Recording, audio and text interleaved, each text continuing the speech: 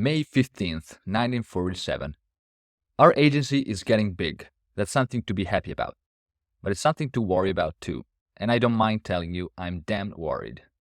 I'm worried that we are going to fall into the trap of bigness, that we are going to worship techniques instead of substance, that we are going to follow history instead of making it, that we are going to be drowned by superficialities instead of buoyed up by solid fundamentals. I'm worried lest hardening of the creative arteries begin to set in. There are a lot of great technicians in advertising, and unfortunately, they talk the best game. They know all the rules. They can tell you that people in an ad will get you greater readership. They can tell you that a sentence should be this sort of or that long. They can tell you that the body copy should be broken up for easier reading. They can give you fact after fact after fact. They are the scientists of advertising. But there's one little rub. Advertising is fundamentally persuasion, and persuasion happens to be not a science but an art. It's that creative spark that I'm so jealous of for our agency and that I'm so desperately fearful of losing. I don't want academicians. I don't want scientists. I don't want people who do the right things. I want people who do inspiring things. In the past year, I must have interviewed about 80 people, writers and artists. Many of them were from the so-called giants of the agency field. It was appalling to see how few of these people were genuinely creative. Sure, they had advertising know-how. Yes, they were up on advertising technique. But look beneath the technique and what you find: a sameness of mental wariness, a mediocrity of ideas. But they could defend every ad on the basis that it obeyed the rules of advertising. It was like worshipping a ritual instead of the god. All this is not to say that technique is unimportant. Superior technical skill will make a good man better. But the danger is a preoccupation with technical skill, or the mistaking of technical skill for creative ability. The danger lies in the temptation to buy routinized men who have a formula for advertising. The danger lies in the natural tendency to go after tried and true talent that will not make us stand out in the competition, but rather make us look like all the others. If we are to advance, we must emerge as a distinctive personality. We must develop our own philosophy and not have the advertising philosophy of others imposed on us. Let us blaze new trails. Let us prove to the world that good taste, good art, and good writing can be good selling. Respectfully, Bill Bernbach. I wanted to start with this letter from Bill Bernbach, 1947. This is part 2 of the book Real Madmen, The Renegades of Madison Avenue and the Golden Age of Advertising. And if you're new to the podcast, Writers of Influence is all about the legends of advertising, the great storytellers, the influencers that teach us how to lead, how to persuade, and how to have a bigger impact on the world, hopefully in a positive way. With today's episode, we are going to dive a bit deeper into another great character. So in episode 1, we looked briefly at what the advertising world was like in the 50s, 60s, and 70s compared to the TV show Mad Men. And then we dove into 2 great legends of copywriting, Russell Reeves and David Ogilvy. We saw that Russell Reeves was all about research, all about the data, all about formulas. David Ogilvy started taking a different approach, more focused on brand image, and that changed advertising forever. Now we're going to look at another one of their contemporaries, which took an entirely different approach, and you're going to see why his approach was impactful. The letter that we just read, as I mentioned, was written by Bill Bernbach to his agency, Gray, where he was working before opening up his own agency. And it's important because the letter didn't have the good reception that he thought it'd have. A lot of people basically ignored this letter. They were all focused on following advertising techniques, the research, data, a very formulaic approach, while Bill Bernbach wanted to go back to a bit more of a storytelling approach, an intuitive approach, creative approach as well. And he thought that, as we just read, advertising was more of an art than a science, and that's how you were supposed to approach it. So let's dive deeper into his story. Nice quote from the beginning of the book. In advertising, we know how to construct the body, but the real trick is in knowing how to run blood through the veins. And this kind of summarizes everything that we just read. It's all about conveying emotions, making emotions resonate for readers. So it's not just about the actual writing, the format, it's about everything that's underneath that. And you create that through emotions, through visual images, through very vivid descriptions, situations. And it doesn't need to be long format copy, long stories. It can even be a couple of words, as we're going to see. The letter, some context, was written in 1947 by Bill Bernbach, the creative director, to his colleagues on the board of Gray Advertising, a mid-sized New York agency. It was, as far as we can gather, totally ignored, as we just mentioned. And then talks a bit about Bernbach and his move on his own. So in 1949, aged 38, an age where senior managers should be cozily slipping their feet further and further under their executive desks, Bernbach left his secure and successful job as creative director to follow his utter conviction that there was a better way to do things, and started his own agency. His concerns were as much rooted in ethics as they were in efficiency. You can gauge the humanity in the man by this. One of his many quotes, respected not just for their content, but also their precision of thought and expression. All of us who professionally use the mass media are the shapers of society, and this is Bernbach. We can vulgarize that society, we can brutalize it, or we can help lift it onto a higher level. I love this. The shapers of society shows the importance and the impact that we as copywriters, marketers can have on society. We shape what people want, what people buy, and in turn, these products influence their own lives. So be mindful of that. And then it talks a bit about Bernbach's approach to customers, which was very different from everyone else before him. He believed there was a better way for America's corporations to treat their customers. Like a good theater playwright or director, he appreciated the audience was not an inert, inactive recipient, but a living organism, whose very reception of the message affected the message itself. He saw a lighter way, a more humorous, demotic way that said, "Hey, we're all in this together. We're going to try and sell you something. Let's both enjoy the process." So very different from anyone else that I've heard talk about advertising. Here you can see that he wants to make it plain and clear that he's selling you something. He wants to make it fun. He wants to make it an engaging experience for everybody. And it's a very positive way of seeing advertising, because it puts the work that you do not as trying to force your thought into someone else's head. It's kind of a give and take, right? A very dynamic situation, a very dynamic relationship. And I think that's how marketing, copywriting, advertising are supposed to be seen.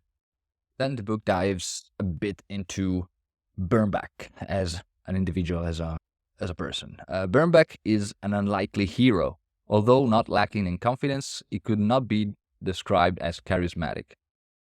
Perhaps his most commanding asset was a pair of piercing blue eyes. Certainly there was nothing else about him that demanded instant respect, short, rotund, and average-looking as he was. And yet, more than 60 years later, advertising people all over the world, some entertaining the business to generation after he died, still talk of him with reverence. And I find this was very interesting, especially compared to someone like David Ogilvy, which was a big public persona. Bernbach was exactly the opposite, but at the same time, he was able to have influence, to impact people, impact the industry in a massive way. So I think it's interesting to see the stark difference here between these two characters, and to notice how you don't need to be one or the other, right? You can have your own unique approach and you can still have big impact on the work that you're doing. Then we go a bit into how Bernbach got into copywriting, right? So, kind of serendipitous story. It just gradually happened. I was interested in writing, I was interested in art. And when the opportunity came along to do writing and art in advertising, I just took the opportunity. And this was Bernbach. So, jumping on opportunity, let opportunity find you. That's a very important theme that we're going to see repeated again and again with all these guys.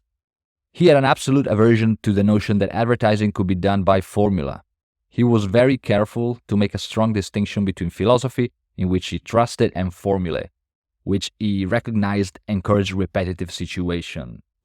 And to show his belief, his approach, there's a great story here, very vivid story, about something that he said to explain this aversion against the formulaic. In 1964, as reported by Dennis Higgins in The Art of Writing Advertising, he was confronted by an interviewer trying to analyze just how and why he was such an original advertising thinker. Asked if there were any striking characteristics unique to talented writers and art directors, he said, "One of the problems here, in this interview, is that we're looking for a formula. What makes a good writer? It's a danger. I remember those old times interviews where the interviewer would talk to the novelist or the short story writer and say, 'What time do you get up in the morning? What do you have for breakfast? What time do you start work? When do you stop work?' And the whole implication is that if you eat cornflakes at 6:30 and then take a walk and then take a nap and then start working and then stop at noon, you too can be a great writer. You can't be that mathematical and that precise. This business of trying to measure everything in precise terms is one of the problems with advertising today. This leads to a worship of research. We're all concerned about the facts we get and not about how provocative we can make those facts to the consumer." A very interesting story here, especially when it comes to forming habits to actually accomplish your goals in general, not only about advertising here or copywriting, but it's the same thing. Like when you watch all those YouTube videos, morning routine, a day in the life, it's cool. I watch those as well. It's cool to get inspiration, but there's no real formula for how to accomplish something in the world, especially when it comes to a profession like copywriting. And this kind of walks you through that concept in a very vivid way, right? Instead of asking, what time do you get up in the morning? What do you have for breakfast? What time do you start and stop work? As he mentioned, the whole implication is that cornflakes at 6:30 and then you do exactly whatever I'm doing, you are going to be able to accomplish anything that I did, right? So at the same time, as I record my videos, as I give away tips in my newsletter, in my content, I realize that each one's situation is very different. And there's no real formula, right, for getting where you want to be. You can get inspired, you can take some of the lessons and apply, but the most important is that in the last part, the application, learning from that, and then adjusting and iterating. Okay, so now we are taking a quick peek into what the situation for advertising agencies was like when Bernbach approached it, and what the different roles were and how that evolved. It's pretty important because it talks about Bernbach's approach, team building, leadership. So I wanted to walk you through this a bit. The book says, in most agencies, the creative work was merely a functional job. The power within the organization rested with the account people, those who fronted the agencies and liaised with the client. It was they who brought the requisition for the campaign to the copywriters. They who frequently decided the particular strategic platform on which the ads had to be built. They who judged whether or not they wanted to present it to the client, and they who eventually did. Account people, account executives, as we saw here, they were basically in charge of everything, right? So we think about copywriters now as being the first point of contact with clients. If you are a copywriter, you probably are, but in this world, copywriters were merely part of the team executing on projects, but they didn't have any contact with the client. as we're seeing here. Next came the writers. Received wisdom had it that advertising was salesmanship in print, and as salesmanship was spoken, sales patter, it followed that the word had primacy over pictures. Account executives, then copywriters, and then, we're seeing here, art directors. At the bottom of the heap were the other art directors or visualizers, whose opinion was rarely sought, who hardly ever received the brief and never met the clients. They did the writer's bidding, usually simply executing his or her instructions as to how the ad should be laid out and illustrated. We see this in Mad Men, particularly. I think that's represented pretty well. There's a weird mix in there. Don Draper is the copywriter, but at the same time interfaces with the client, so it's a mix, maybe because he was a partner. So the lines are blurred there, but you can see the art directors was basically at the bottom of the hierarchy there, and they never have to do with the clients on presentations and so on. And then the book goes on. It was the account men, almost exclusively men, who were the judge and executioner on all creative work, with the power to reject, edit, and even personally rewrite if they so wished. The account executive, like an obsequious waiter groveling to a valued dinner in a bad restaurant, took the order to the creative kitchen, who served up exactly what the client wanted, usually what it had the day before and the day before that. So you can see creativity had a very secondary place before Bernbach. All that changed on 1st June 1949 when Bill Bernbach, together with Maxwell Dane and Ned Doyle, opened Doyle Dane Bernbach, DDB. To decide to the running order for their names in the agency title, they toss a coin. The agency was 12 people in all, and they started what would remain one of the two biggest upheavals in advertising until the growth of the internet. The upheaval known now as the creative revolution. Bill Bernbach's philosophy was so radical, it was almost incomprehensible. And Bernbach says, "We have no formula at all.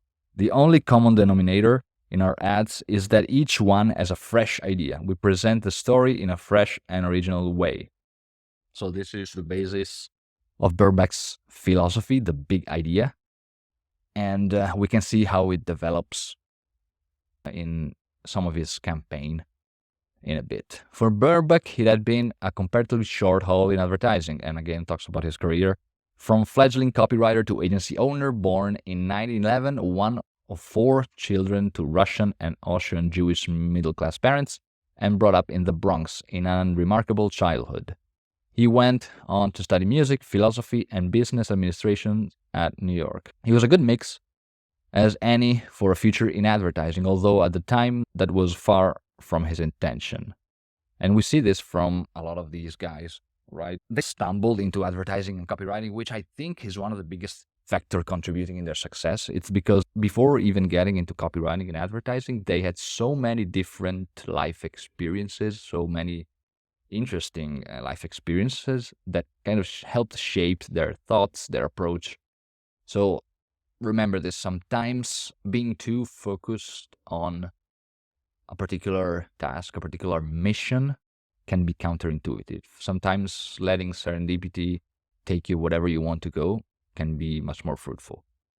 From the book again, he left university in depression-shrouded 1932, and he took a job his father had arranged for him in the mailroom of a local brewery, Shanley Distillers.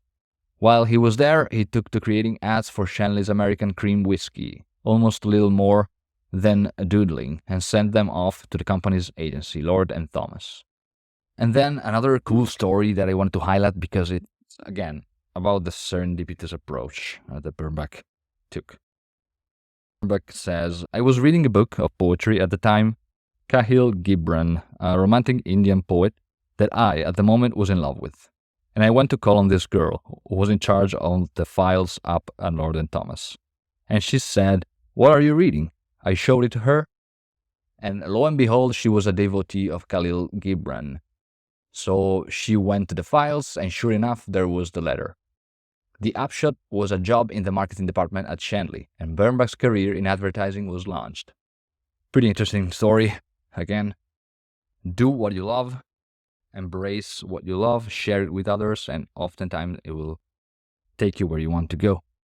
Then we dive a bit deeper into the importance of mentors and guides. Bernbach, as a lot of these guys, a lot of these legends, had his own mentors.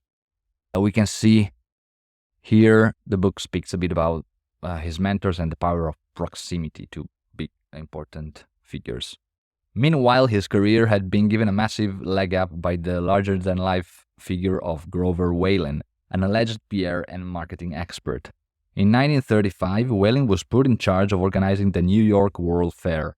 That was open in 1939, and he took the young Bill Bernbach with him to work in his offices in the Empire State Building and at the site in Flushing Meadows. In May 1939, Time reported, "The fair as it stands today, $107 million extra version of Mr. Whalen's fantastic extrovert personality, gives him fair claim to the title of the greatest salesman alive today. The proximity to such a central character in New York business life, together with the experience gained in dealing with the corporate sponsors, press, and politicians, was a fast track for the young Bernbach, fresh out of a small company marketing department.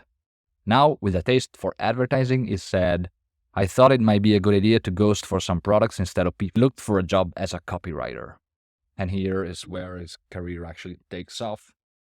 We can see all the different life experiences again, and in different fields and sides of a business, right? So he had to do with sponsors, with the press, with politicians. So not only advertising, but a lot of different areas of the business, which I think is super important because as a copywriter, you also have to be a manager.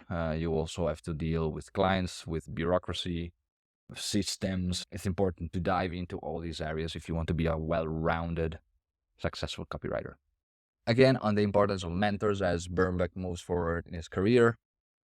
Back to the book. By happy accident, Bernbach was assigned to work with Paul Rand, one of the greatest figures in US commercial art and on his way to becoming a godfather of American graphic design. Rand believed that design should have the utmost simplicity and restraint, and he applied his modernist European philosophy across his body of work for book publishing, advertising, and branding, including logos as familiar and famed as IBM, ABC, UPS, and Enron. He was the next great influence on Bernbach's career, not just Rand himself, but the fact that they worked together. At Weintraub, which was another agency, the separation between copywriter and art director was not as rigidly applied as elsewhere. To Bernbach, this fusion of writer and art director became so natural as to be unquestionably the only way for creative people to work and for advertising ideas to be developed. It was the only way of producing complete ideas that are born from thinking of the way the words can most effectively combine with and complement pictures. So Bernbach was OG conversion alchemist, we can see here. It was probably one of the first guys that understood the importance of the artistic side combined with the words. Ogilvy's copy strategy influenced the visuals. For example, he decided to use the eye patch for Hathaway shirts. So he had quite a substantial impact on the visual, but he didn't make it as such a prominent part of his philosophy as Bernbach did here with his advertising and overall as one of the values at his agency. Back to the book. By 1945, Bernbach was copy chief, familiar to clients and agency management alike, and clearly hitting his stride. But he didn't like the way things were run at Gray, and regimented, unprogressive place with little imagination or room for creativity. And within 2 years, he'd written his famous letter. So he's getting tired of their approach and siloed structure. And then the book talks about one of Gray's clients, that is Orbach. The client kind of gets tired of their approach and sees a lot of value in working directly with Bernbach. So when a few months later, Orbach came back and said he was pulling the business out of Gray anyway, Bernbach took the plunge and started his own agency. So we can see Bernbach again takes the plunge, takes the opportunity, and also obviously speaks loud. So we can see that, for example, his letter wasn't probably no one paid attention to his letter at the agency, but you can see that the letter and writing it helped shape his thought, and this client took notice. So never discount anything that helps you form a better opinion, clarify your own values, because those are perceived outside of you, right? Other people perceive whatever you believe so strongly. And then we go into one of the Bernbach's partners at the new agency. So Ned Doyle, then a gray account director, was at face value a curious choice of partner. He was 10 years older than Bernbach, a fighting Irish ex-Marine, physically imposing, with an active service record in the Pacific and almost a parody of the type. Hard smoking, hard drinking, and hard swearing. A stark contrast here with Bernbach.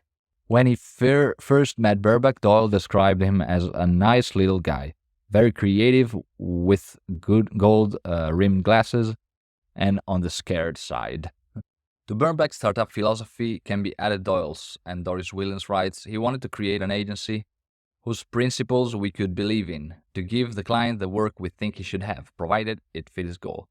Not to wonder what the client's wife is going to say about advertising. So we can see a different approach here compared to, for example, Ogilvy or Russell Reeves.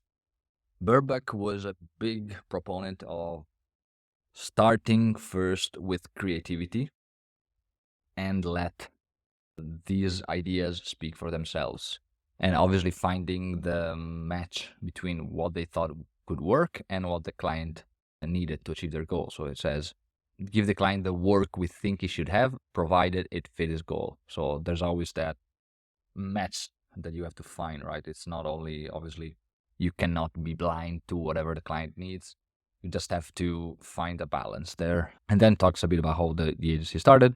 So with premises, a few stuff, lines of credit, a little seed money from partners, Bernbach put in $1,200 and a generous goodwill advance on fees from Nathaniel Orbach, the client. The business was off and running. And then a good quote here from Bernbach about management, which I think was very important to describe his attitude toward the team. I have no rules for people. I just want them to do what comes naturally to them, but to do it in an effective way so that they're doing their own thing, but they're doing it in a sharp and disciplined way to make it work. Freedom is discipline. Bernbach is a big believer. Discipline is freedom. Freedom is discipline. It's one of the values that I also try to always keep in mind. And I think it works the same when you are a manager with your team, right? As he said here, I just want them to do what comes naturally to them, but to do it in an effective way. Doing it in a sharp and disciplined way. And then introduces two characters, which we won't dive in for this episode, maybe in future episodes. But at the same time, I think these two guys are pretty important, so we might have separate episodes for them. We'll see. Bernbach took two key creative people, Bob Gage as head art director and Phyllis Robinson as copy chief. The only writer. A copy chief of me, as she later said. Gage and Robinson endorsed Bernbach's philosophy. As Gage later said in DDB News, the combination of the visual and the words coming together and forming a third bigger thing is really fundamental. So we can see how Bernbach was able to inject his own values, his own vision into the agency so that every single person working there was aligned and saw it the same way they saw. And also, again, the importance of the visual with the writing together. I think Bernbach was the original conversion alchemist, as I have a note here. All right, so now the book dives into some of DDB's campaigns. So we're going to look at their approach here on some of the most popular pieces of advertising. So starting with Orbach's, right? So the client that left Gray, and it was basically the first client for Bernbach here. So the book says, Orbach's advertising already had some fame around town as one of the more noticeable and radical pieces of retail work, and this was boosted early in the agency's life by the ad that one could argue marked the start of the creative revolution. So pretty important ad here. We can see it here in the book. You can Google for Orbach's liberal trade-in ad. You'll probably get an image. It's basically a description here. A man is carrying a grinning woman under his arm, flat like a cardboard cutout, with the headline, "Liberal Trade-In. Bring in your wife and just a few dollars, and we'll give you a new woman." So the idea was Bernbach's, described by Gage as the most visual copywriter I've ever worked with. But the copy was left to Phyllis Robinson to write, so one of the two guys that we talked about before. An interesting aspect of Bernbach's work here, Bill was now mostly concerned with ideas and headlines, other than others could do the wiggly bits, the actual body copy. So the important, if you are the senior copywriter, having junior copy guys helping you out and take your vision and approach to advertising is very important. Again, back to the liberal trade-in ad, and this I thought I had a note here. It's very symbolical of what infotainment is. So if you're familiar with Ben Settle, is big on infotainment. Ben Settle is an email copywriter and has a daily email, has had for years. So if you're interested, check him out. But Ben Settle is big into infotainment. So it's the art of being entertaining and at the same time educating people. And Bernbach, I think, believed in this strongly as well. So we can see how Bernbach thought about infotainment here. The message of the ad is loud and clear. New fashionable clothes, a complete makeover at bargain prices. But the novelty was in the way it was said, a key DDB attribute. So it's not only important what you say, but how you say it. Playing with the notion of advertising, but borrowing language from elsewhere, auto sales, for example, and applying it here to your wife. Intriguing and entertaining the reader, but all the while selling. So we can see infotainment is about entertaining, educating, but at the same time it's copywriting, so it's all about selling. The idea was not so much satirizing other ads or as having fun with the whole notion of buying and selling and advertising, a conspirational wink between seller and buyer. So again, we go back about being playful, having kind of a fun and engaging exchange with the customer. So not only speaking to the customer, but speaking with the customer, which I think is very important because copywriting is all about being conversational, having a conversation with customers. So it's not just about throwing out your message and hoping they buy, right? So you have to engage, you have to converse. Harbax was like a client magnet for DDB. Other New York businesses looking for an agency would ask around to find who did the advertising and then approach DDB to handle their account. So word of mouth, very important back then and still is today. And then again, talks about another campaign. In general, some of the campaign that DDB put out. It would be easy now to dismiss the whole campaign as stereotypical, even condescending, but not then. Far from it. These ads were startling for the simple reason that such people weren't usually seen starring in advertising. New Yorkers, and here it basically talks about another campaign actually where DDB decided to use faces of strangers, faces of random ordinary people that they stumbled upon in New York on the streets and just use them for basically promoting this bread, Levi's bread.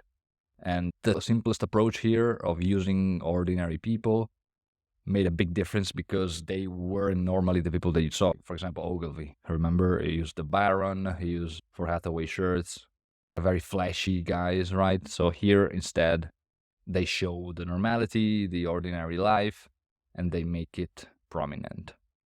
Normalize their status simply by making them seem an accepted normal part of society, right? Advertising again becomes more aligned with the community, with the customers. Within it, you can find all the unique hallmarks of a DDB campaign. We can actually summarize everything that's about him. So wit, surprise, freshness, fun, simplicity, directness, a credible promise. Remember these. This is basically symbolizes what Bernbach's all about. And then again, on the difference that DDB puts out. This, in essence, was what was so different about DDB. The new graphics, the design, the choice of typefaces, the style of copy, all are fascinating in their own right. But in the end, they're not the answer, just part of the means to the end. What these ads were doing was signaling a changed relationship between those who would sell and those who would buy. A relationship based not just on respect for the people's taste, but for their intelligence and ability to discern what really matter in their lives from the purely transitory. And here we talked about this relationship already, but also it's important to note how it was important for Bernbach to be able to wear the customer's shoes, to view things from their perspective. To a client, his product is life and death.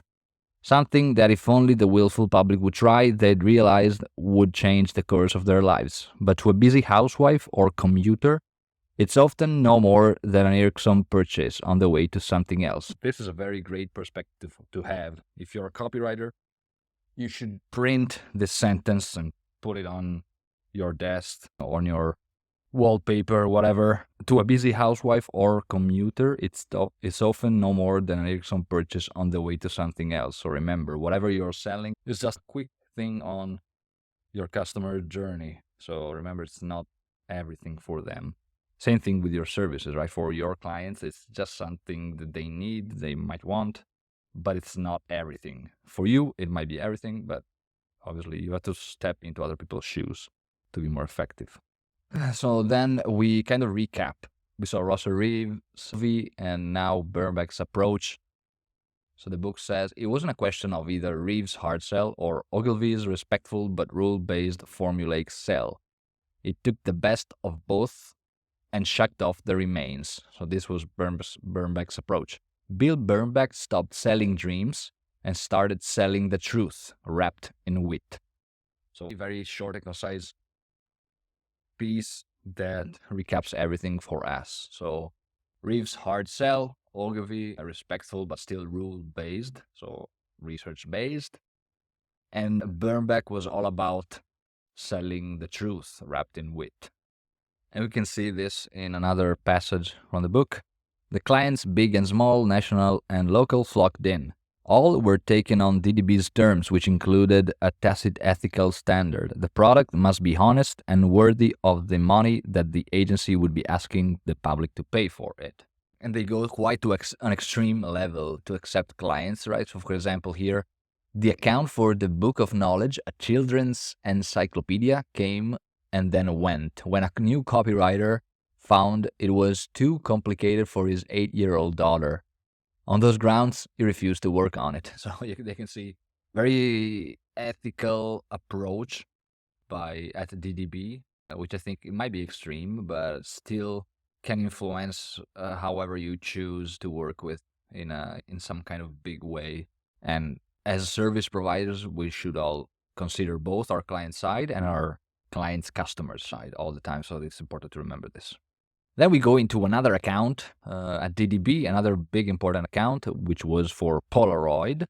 From the book, for Polaroid, the first camera to produce a print within 60 seconds of the picture being taken, DDB produced several campaigns, each as radical as any advertising the public had ever seen. The previous agency, BBDO, had completely missed the point and produced messy, uninspiring work based on a mishmash of proposition, including price, which served only to make the product look a cheap gimmick. And then came DDB. On taking over the account in 1954, DDB zeroed in on the product's benefit with a live TV campaign that appeared on Steve Allen's The Tonight Show. During the transmission, Allen would take a picture on stage, maybe walking into the stalls to snap a member of the audience and then talk about the camera while the picture developed. Showing the print to the audience was like the climax and reveal of a conjuring trick, always eliciting applause. And here we get to the juice of overall the approach for DDB, right? Very important point here. Another trend in DDB's work started to become noticeable. In contrast to the rigid laws on the use of space laid down by Ogilvy, DDB art directors were quite prepared to play with the imagery, with the page itself, to make the point visually. If advertising had always been regarded as sales talk in print, DDB was frequently doing demonstration in print.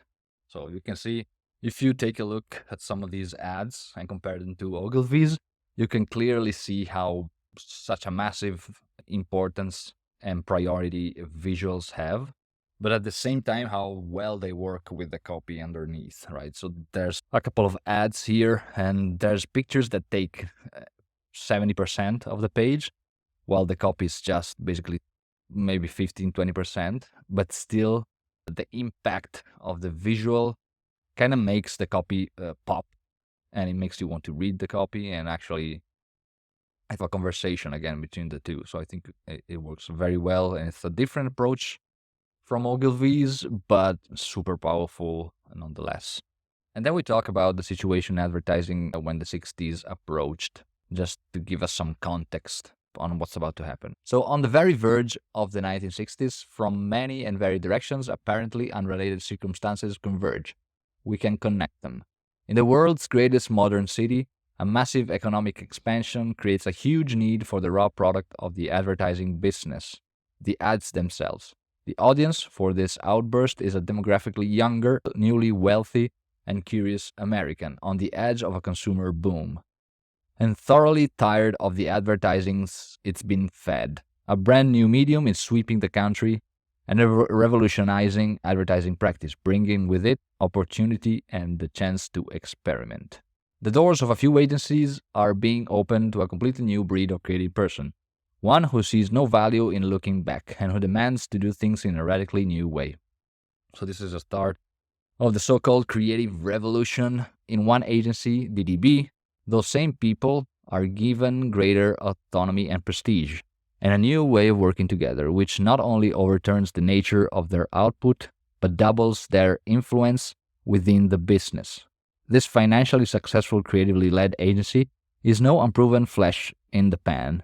For 10 years now, it has been proving that research does not know everything, and, as Bernbach recognized publicly, cannot be used to come up with ideas. That, as his agency had slowly been proving, is the job of these new creative people. And then we get into probably the most famous advertising piece that DDB produced, which is the Volkswagen Think Small ad. You are probably familiar with that. Back to the book. The most famous part of the most famous campaign was born out of accident and confusion. Very interesting story here on how the ad was born. At least half of the creative team who conceived it had doubts. And if it hadn't been for the intervention of the client, one of the greatest ads ever written would never have been created. The task was utterly daunting: to sell a small, basic, ugly, economical foreign car to a market enralled in gadget-stuffed, home-built gas guzzlers. As George Lois, an art director, said, "We have to sell a Nazi car in a Jewish town." And I can totally see the contrast here. I'm a big fan of muscle cars and the 70s era.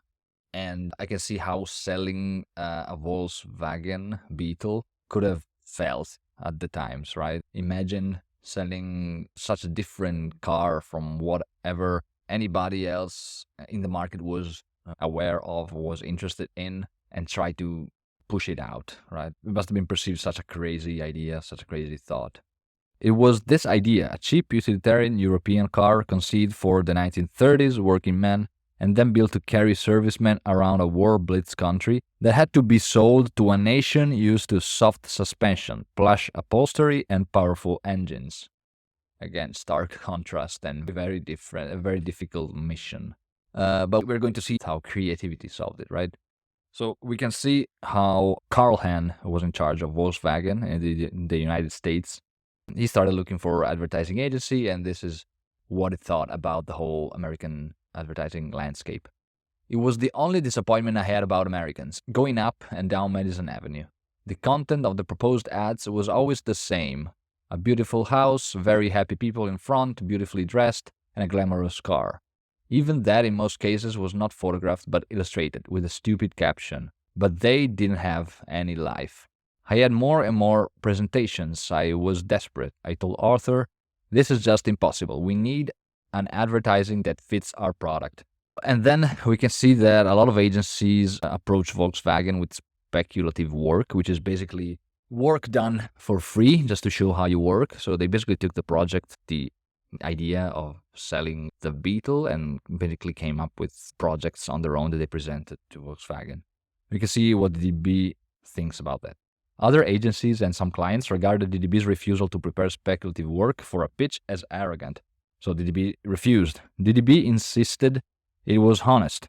Until you really got to work on a client's business, how could you possibly know enough to do the right work? And it's a reason why I also don't really believe in speculative work. And that's because, again, when you work on a speculative work, it means that you don't have first access to the client's details, the client's research. So how can you actually know their audience, right? Unless you are already familiar with the audience, it's pretty tough to produce work that's accurate, that actually represent the actual work that you would produce if you work directly with the client. And then again, about Bernbach's approach at his agency, seen from the client perspective. I went to these primitive offices, no big conference room or hall, no 10 vice presidents in blue suits with neckties and white shirts, an executive vice president and senior vice president. There was just a man sitting on his desk in a windowless room called Bill Bernbach by name, and he showed me work he'd done for LL and more. I decided what to do. Offered for the first 6 months an advertising budget of $500,000 or so, which he accepted. So we can see hard work ethic by Bernbach, super focused, no frills and no fluff, just about work that speaks for itself. And also we can see that he doesn't show speculative work on what he would do for Volkswagen. He just shows pieces of portfolio of stuff that he did for other clients in the hopes that basically they convey his approach and how he works, and it works well. And then some bits about picked for the Volkswagen project. Bernbach chose Helmut Krohn as art director and Julian Koenig as writer. Born in 1925, he is now enormously respected as one of the most influential art directors in US history. And he talks about Helmut Krohn. Even though for 30 years, almost his entire working life, he worked only at DDB. He was fastidious and exacting in his work. He went to Germany several times to extract much information as he could about the car. He believed that design in the service of a product should be indivisible from that product. The look and feel of the page, the attitude and body language of the artwork should reflect the attitude and body language of the product. Very important observation here. When it comes to branding, it doesn't matter if you're the copywriter and you're not the designer, you still have to keep these things in mind. Because at the end of the day, branding, when it comes to copy, it's all about the voice, right? So brand voice does need to match the design, the feel of the brand. So it's a very crystal clear description here. Design in service of a product should be indivisible from that product. The look and feel of the page, the attitude and body language. So imagine your copy having an attitude, like a body language. So very vivid language here. I think it's super important to keep in mind. The look and feel of the page, the attitude and body language of the artwork should reflect the attitude and body language of the product. So your copy, your product, and your brand and design should be indivisible. He also believed that including logos in ads was unimportant, a turn-off in fact, because as soon as a logo hits the retina, it signals advertisement and thus becomes an invitation to turn the page. Here they mask their ads in a way. Where Krohn departed dramatically from J. Walter Thompson and Ogilvy template was by taking the stripped-down approach through to the photography. It was unheard of back then for almost any product, let alone a car, to appear naked of props. The Volkswagen image was direct simplicity, so the ads also had to look simple and direct. So again, here we see the ad matching the brand and product. And then again, we see a very interesting fact about Krohn here, the art director, his attitude. Helmut suffered through everything he did. It had to be better, it had to be perfect, it had to be original. It had to be done the way nobody had ever done it before, and that's hard to do. So we can see how important the creativity here is, and you can understand why Bernbach picked him, because he prioritized this kind of hard work ethic and creativity like no one else. So again, very big alignment between team members here. And then when it comes to the copywriter, Julian Koenig, the writer, was the maverick type that often attracted Bernbach. Of comfortable birth into a family of lawyers, he nevertheless lived the life of the bohemian nonconformist, a one-time being part owner of a semi-professional baseball team who played at a field in suburban Yonkers. Again, very different perspectives. He became a copywriter in 1946 for lack of anything else. I had written half a novel. Again, it reminds us of these weird lives that a lot of these copywriters had before getting into copywriting. Koenig's first agency was tiny, with small accounts. I was a junior copywriter or an apprentice copywriter. My office was in the file room, and you learn that if you can work there, you can work anywhere. It was good discipline. Importance of doing the grunt work here. If you're just starting out, remember the discipline that you are showing today is going to pay off. Then we go into the strategy for the ad, right? For the Volkswagen ad. The first line of the statement, as the strategy paper at EDB was called, was the Volkswagen is an honest car. Reading the body copy, you immediately appreciate the candor with which Koenig approached the reader, very much following the strategy. In one way, it's page one advertising copy packed with product features and USPs. But it reads like a friendly chat. Enthusiastic, yes, but more of a tip from one friend to another about something he or she ought to know. So we can see the very transparent and conversational approach, as we mentioned before, started from Bernbach, but then he was able to actually inject it in all his team members to make it so that they wrote, copy, and designed their ads in a way that aligned with this vision. And it's great here how he says it. Reads like a friendly chat. So copy that's super conversational. Enthusiastic, yes, but more of a tip from one friend to another. So it's a very good way of seeing your copy, right? So imagine being, even if it's B2B SaaS, imagine it being you are a colleague or, I don't know, you're speaking to CMOs, you're a CMO at another company who's been using the product. Imagine writing to convince your CMO friend, right? So that's the way that you should see copywriting. So the story goes, the ad was originally meant to be a corporate ad, advertising the marquee rather than a specific model, so advertising Volkswagen rather than the Beetle. And it showed three huge American cars. Koenig, copywriter, wrote the headlines Think Small to contrast with this visual. Then, as Koenig remembers it, Helmut Krohn, which is the art director, wouldn't use it.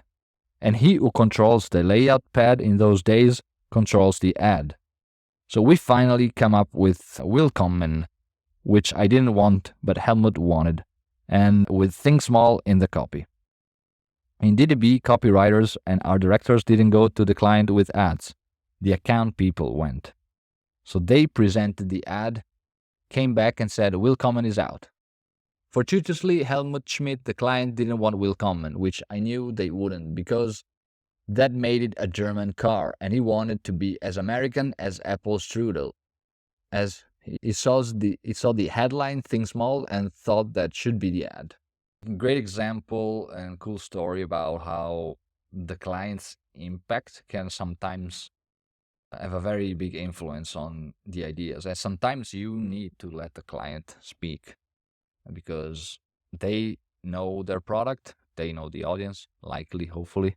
So their ideas are never to be discounted. And then goes back again to the headline, Think Small. So one of the most famous advertising headlines of all time was, if not exactly written by a client, certainly spotted and promoted by one. Koenig says, I'm told in Germany they credit the ads to the copywriters Helmut Schmidt and Julian Koenig. So Helmut Schmidt is the client. So a lot of people thought that he was actually the copywriter.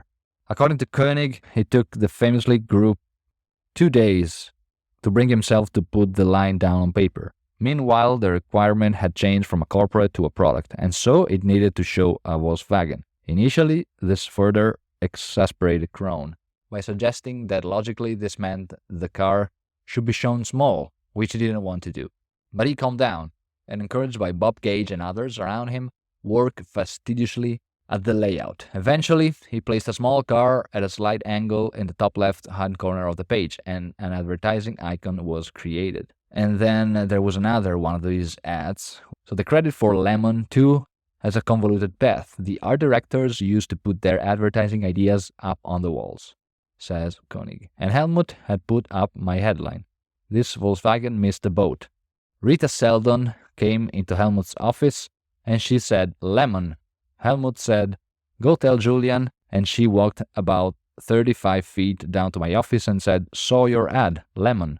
I said, terrific. So Lemon became the ad, and I took my headline and made it into the first line of the copy. Super funny story here. Random accidents lead to such big campaigns and copy. Again, it speaks to how DDB valued creativity, right? So wherever could you see a piece of research talk about lemon or about thinking small, right? So nowhere. This was all creativity on the part of the agency and collaboration with the client. The impact of the campaign was immediate, with the ads getting unusually high readership figures. Imported cars at the time had halved in 2 years under the onslaught of the simultaneous launch of the brand and new impacts from all the major players in Detroit. But in the same period, Volkswagen sales actually rose by nearly 25%. And after ad, the same playful, self-deprecating wit, the same chatty, knowing but economical copy, and always the same instantly recognizable layout and look. Very few people ever appeared in the ads. There were almost never any props. They weren't directly part of the car, and very rarely was it shown against anything other than a white background. And you can see on the book, there are a couple of these ads, very impressive, very characteristic. You can see why people remember them and why they had such a huge impact. They were so different from everything else. The campaign's impact goes way beyond just Volkswagen, DDB, and the New York advertising scene of the early 60s. This campaign, more than any individual ads or campaigns that had gone before, epitomizes the creative revolution, and that revolution changed the face of advertising. Of course, there had been people creating entertaining, witty, simple, and sympathetic advertising before, people who recognized value in directness and candor, but they tended to be in isolated pockets, and their efforts were easily snuffed out. They were shouted down by the orthodox who believed that empathy had no place in advertising, that anything other than tried and tested was too risky, that any money spent on making friends with your potential customer was money wasted, that simple repetition like the pounding of a jackhammer was the most effective way to get a message to stick, that he who shouts loudest gets heard clearest, that more is more. And this was the philosophy that Russell Reeves had, that we looked at in part 1, right? Grabbing attention at all costs, especially when TV was born. And then the book concludes the chapter here. These people will forever be confounded and bewildered by the early Volkswagen ads, wondering how those who did them ever had the nerve. Today's Volkswagen advertising is still consistently winning awards and selling Volkswagens across the globe. This was the impact of DDB and some of their campaigns. I wanted to highlight some of the different stages, the different passages, but more than anything, I wanted to highlight Bill Bernbach's approach, his incredible vision for the future of advertising, combining copy and art, so the words and the pictures, how he was able to infuse and inject his values throughout the whole agency, and how he basically transformed an advertising that was becoming stale. He was able to understand the current culture and offer them advertising that spoke to the people of the times, and how he was able to shape the entire agency with the same exact ideas in a way that were carried out very strongly. So this is where I want to close this part 2 and the book The Real Madmen, The Renegades of Madison Avenue and the Golden Age of Advertising. There's a lot more in the book that you can learn about. A couple of other legends that we'll for sure talk about in the future in other episodes. But for this one, I wanted to highlight these 3 guys. Part 1 was all about Russell Reeves and David Ogilvy and their approach to research, to data, and then for Ogilvy, the different aspect about building a strong brand image. And for Bernbach, all about creativity, all about linking words with the pictures, so the copy with the art that changed advertising forever, and his big vision about what the future of advertising, both offline and online as well, was about to become. And also, it's super important to highlight here how he was able to transform advertising, just simply speaking with the customer rather than to the customer. So having a conversation. And that was all about understanding the times, right? So whatever people needed at that particular point in time, Bill Bernbach and his agency DDB were able to mirror it to them and offer it to them. If you're new to the podcast and you just stumbled on this, make sure you subscribe. If you enjoyed this, spread the word with all your copywriting nerd friends, and we'll speak soon in another episode.